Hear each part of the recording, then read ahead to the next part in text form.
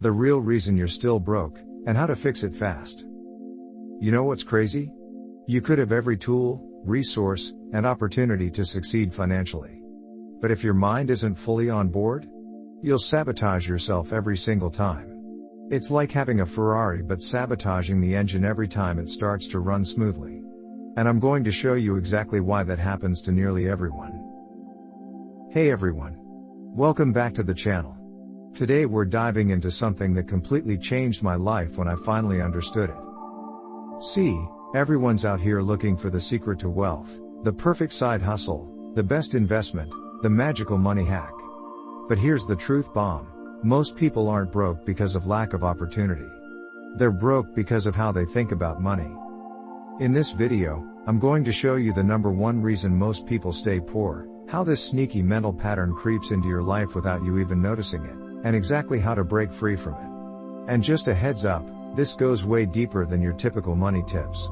We're talking about rewiring your brain to stop rejecting the very success you say you want. Sounds a bit crazy, right? Well, stick with me. This might be the most important financial lesson you ever learn. But before we continue, don't forget to like and subscribe for more philosophy-based practical insights on mindset, wealth building, and personal development. Why most people stay poor has nothing to do with money. The first thing we need to clear up is this huge misconception. Poverty isn't just about your bank account. It's about what's happening in your head. Let me tell you a quick story about my friend George. I changed his name, but this is 100% real. George grew up in a working-class neighborhood. Smart guy, super hardworking, the kind of person who's always on time, never calls in sick. Real reliable. He landed a pretty decent job out of college, earning more than most people around him. And yet, he was constantly broke. The pattern was almost comical. He'd get a bonus at work. Somehow it would vanish within a month. He'd finally pay off a credit card. Boom, back in debt within weeks. It was like clockwork. But here's what I realized after talking with George for hours. He didn't have a spending problem. He had a receiving problem. Deep down, and I mean deep in his subconscious where he couldn't even see it, George didn't believe he deserved wealth. And that hidden belief was running the entire show. The real villain, self-sabotage. So let's get to it. The number one reason most people stay poor? It's self-sabotage. You finally get that raise you've been working toward, but somehow your expenses just happen to increase at the exact same time. You start that side hustle you've been dreaming about, but you never actually tell anyone about it or promote it properly. You set an ambitious savings goal, but keep dipping into it for emergencies that somehow weren't emergencies last month. Sound a little too familiar? Yeah, I thought so. Because I used to do all of these things too. The crazy part? It's not even your fault. This stuff usually starts way back in childhood. Maybe your parents constantly argued about money in front of you. Maybe you were told that rich people are greedy or money is the root of all evil. Or maybe you heard that subtle but devastating phrase, "We're just not the kind of people who have money." And your developing brain? It soaked all that up like a sponge and made it law. Not suggestion, law. The programming that keeps you broke. Here's what's wild about how our brains work. Your mind wants to keep you safe way more than it wants to make you rich. So if your subconscious thinks wealth is dangerous in any way, socially, emotionally, spiritually, you will actively avoid it. Even if that means living paycheck to paycheck for decades. Let's break down the types of mental programming that sabotage wealth. I call these the poverty programs, and they run in the background of your mind like old software you forgot to update. Scarcity programming. This is the belief that there's never enough to go around. The pie is small, and if someone gets a slice, that means less for you. When this program is running, you hoard resources, you fear taking risks because what if I lose it all? And you compete instead of collaborate. You see other people's success as threatening rather than inspiring. I had this one bad. I used to get physically anxious when I had to spend money on anything, even necessities. That's scarcity programming in action. Worthiness programming. This is the quiet belief that whispers, I don't deserve success or money.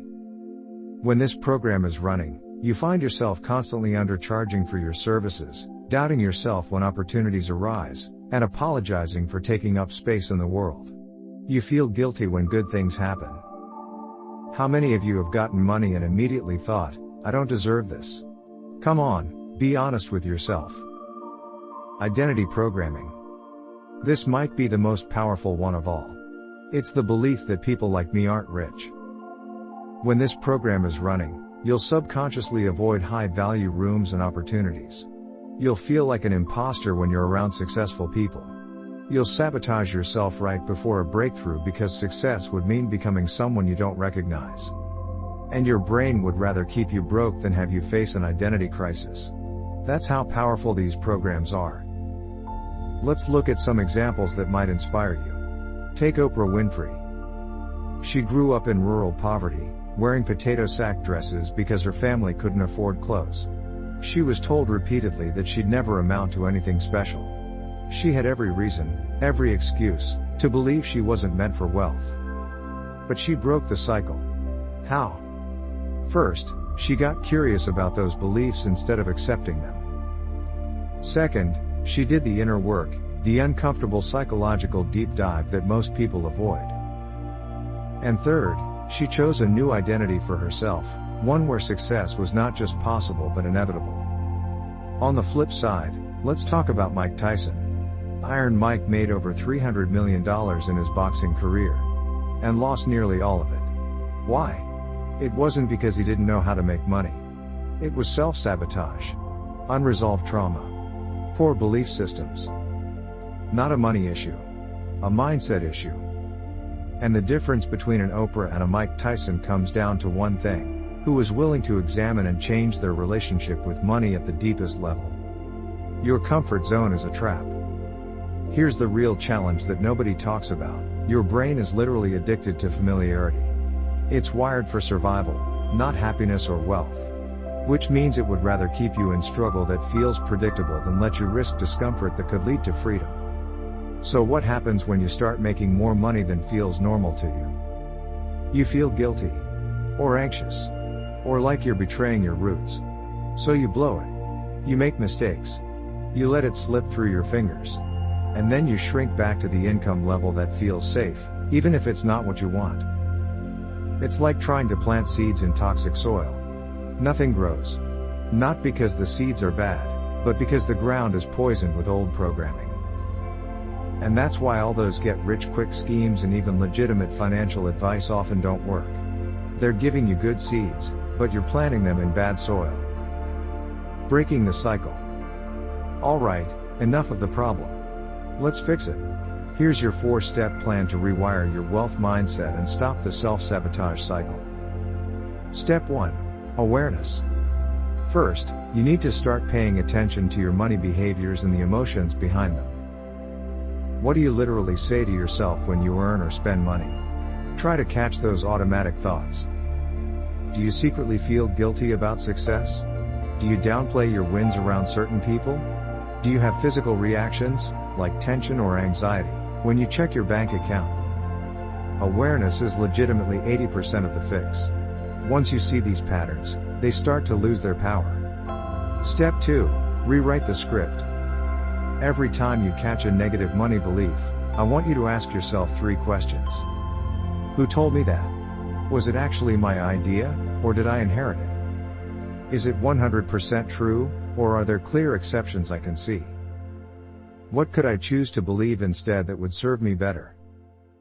For example, old belief: money changes people and makes them greedy.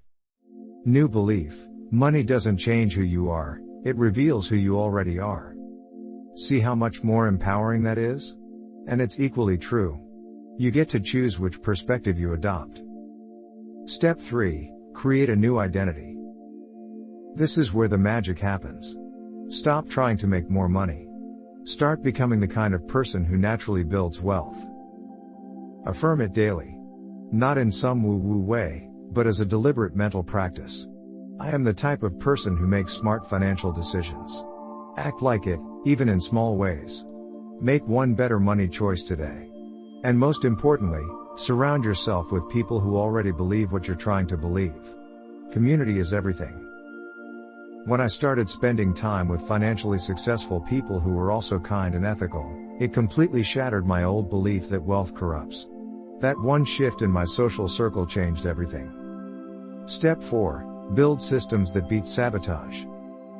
Finally, let's get tactical. Habits matter more than motivation, and systems beat willpower every single time. Automate your savings so they happen before you can talk yourself out of it. Set rules for investing, like 10% of all income goes straight into index funds, and follow them religiously. Use cash envelopes, budgeting apps, or whatever tools help take the emotional drama out of daily money decisions. The goal is to build a financial life that succeeds even when your old programming tries to sabotage you. Make the right choice the default choice.